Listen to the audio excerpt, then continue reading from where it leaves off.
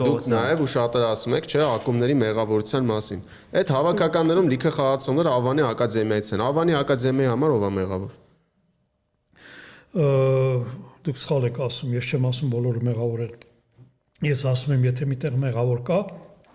այդ մեղավորի կողքին պիտի լինի ֆուտբոլի ֆեդերացիան, ամենամեծ մեղավորը,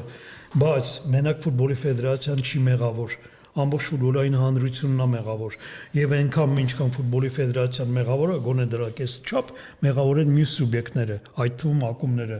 որովհետեւ այդ ակումբները չեն տալի համապատասխան պրոդուկտ, որովհետեւ այդ ֆուտբոլիստներին մենք ակումբներից ենք բերում եւ երբ որ այդ ֆուտբոլիստները գալիս են հավաքական